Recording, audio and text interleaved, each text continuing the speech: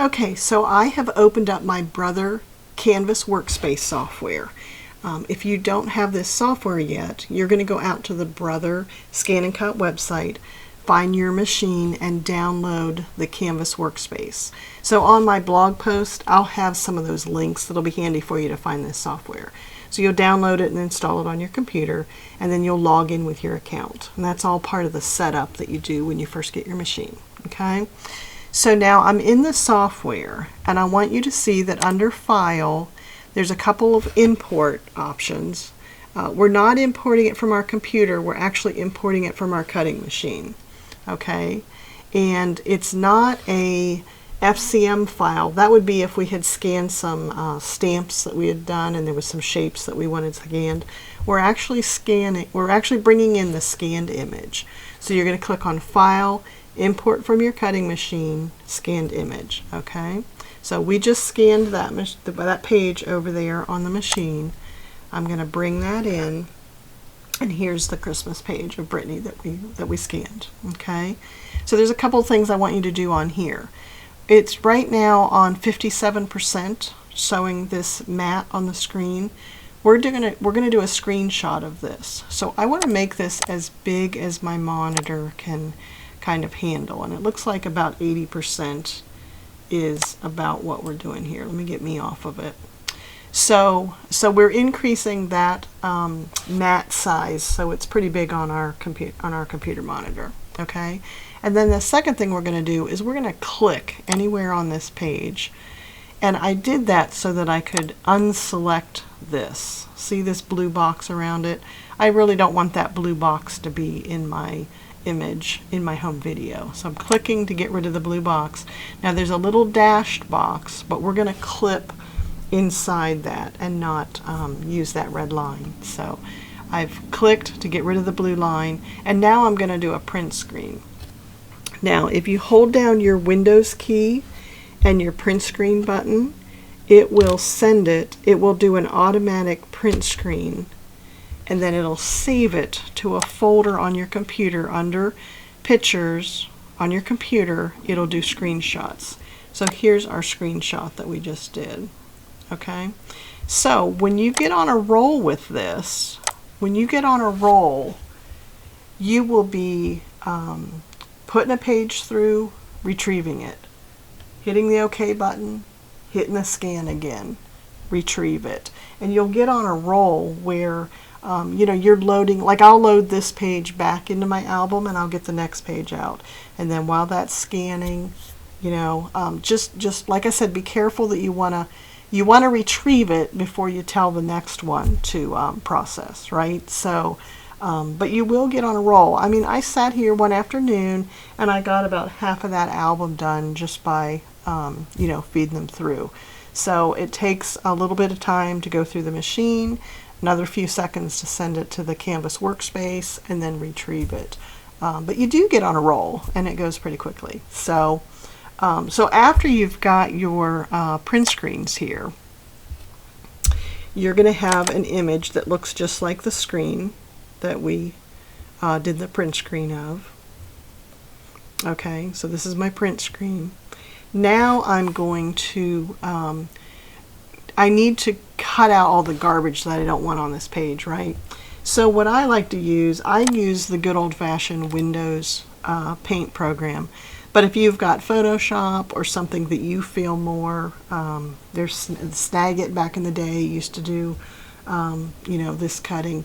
But any kind of editing software that you can use on your computer. I just simply use Paint, and it works for me. So I'm going to zoom out here just so I can see the whole selection, and I'm going to trim inside of this little box here.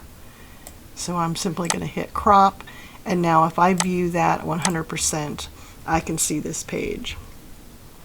So like I said, you use whatever software you need to use. Now, do you remember when I mentioned that we've got a couple of different models of machines? My machine was such that I had to use that cloud button to send it over to the software. If you were fortunate to have a DX machine and you've saved it to the USB, you're simply going to go to that USB drive, plug it into your computer, you go to that USB drive and copy those JPEGs. So they will have already been, you know, edited and saved for you. So let me go back into here. I will save this. So see that extra step that I have to do? I have to kind of go in here, get it from the software, and trim it. But I don't find it that cumbersome. I mean, to me, I just sit here. You could be watching something on TV and cut all these, and it's not a problem. So in a second, I'll show you a little trick that I do.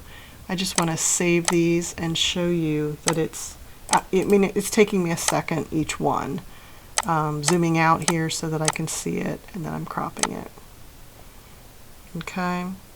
So you can either carefully size that as you're cropping it. I simply take a time where, you know, I'll scan about 30 pages, and then I'll come back in here and, you know, I've done the retrieval. I've done the Windows PrintScreen, so it saved it here. And then I'll go in here and edit each one of these. Now something else I want to show you is I just quickly did those cropped, you know, the crop to select the part of the picture that I wanted, part of the print screen that I wanted. Then I'll next come in here and I'll simply dial that one side in so it doesn't have the dashed line, and then I'll rotate it. And you might find in your editing software a quicker way to do this. I've just found that I can sit there and quickly crop each one and then rotate this and just drag that there like that. And then I do a file save and this one's done. So it's a little bit of work, but I'm so happy that I can get those images and put them together. So I love that about this process. Now it's my understanding that if you have a DX and you've saved it to your drive, when you copy over your files, you're just going to have these images. You're not going to have to do that little trim thing that I'm doing.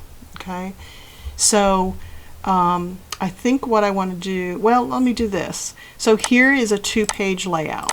Okay, I want to show you, let me quickly trim those. I'll just do my little trick here where if I had cropped them more carefully, I wouldn't have this dashed line, but I've just found that I quickly go in and do that crop, and then I can quickly come in here and do this little game to get rid of that dashed line. So that seems to be what works quickest for me, but you'll work out your process. So now I want to save this. So this is page 1 of the layout. Here's the other page. I mostly do 2-page layouts. I don't know about you, but I do like to have I usually have enough photos, and I usually don't put one photo on the page. I do like to put all my photos on the pages. I like to tell that story. And I'm getting better about journaling on the pages to tell the story. So here's this one. So let me save it. And then I'm going to get out of that one. So once you've got a directory of all your images, I like to put my 2-page layouts together. So let me show you a way to do that. And this is another thing that you're going to have to figure out in your software. But if you have a Windows machine and you've got Paint, here's how I'm doing it. So this is page 2. I'm going to go in here and I'm editing it with Paint, and I'm doing a file. Let me think here. It's under Edit. So I do a Control A to select all. Okay, so I'm selecting that whole thing, and then I'm doing a Control C to copy it. Okay, but you can hit the copy button. Okay, so I've copied page 2. I'm going to get out of this file, and now I'm going to edit page 1. Okay, and I'll even zoom out so you can see the whole page. So this page is about 840 pixels wide. So I'm going to widen this to about 800 or so. It doesn't matter how wide we make it, we just have to make it at least double the size of that one because we're bringing in that second page. And now I'm simply going to hit paste,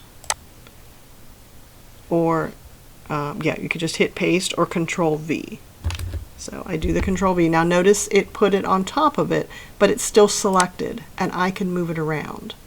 So I'm simply going to bring it over here, and I want to make sure that first page has its border on it.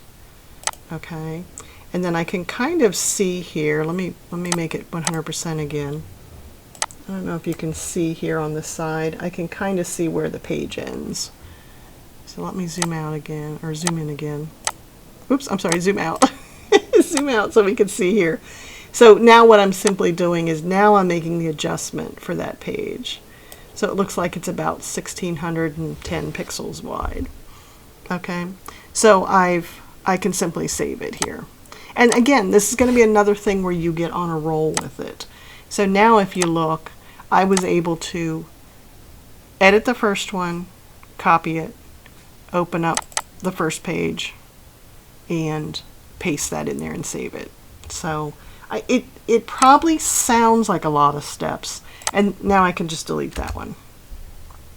So it sounds like a lot of steps, but really it's a matter of loading the pages through, retrieving them, and getting them on your machine in some format that you can edit them. Okay, so if you've loaded all your JPEGs and you've got all these files on your computer there, put them in a folder where you've got them organized. You're going to edit page 2, copy it, go into page 1, and paste it. Okay, all you're doing is making that image be the 2 files. Okay, because we had to scan them as separate 12 by 12 pages. So hopefully I didn't go too fast. Watch the video again. I'm going to have these steps outlined on my blog post so you can follow along. And like I said, I'm trying to get through all my kids' books and then make home videos out of them. Speaking of which, in part 3, we'll go over bringing these files that we've combined into an editing software and putting some music to it so that we can see it on the television. So, bye for now, and I hope you subscribe so you can see part 3. So, thanks guys. Bye.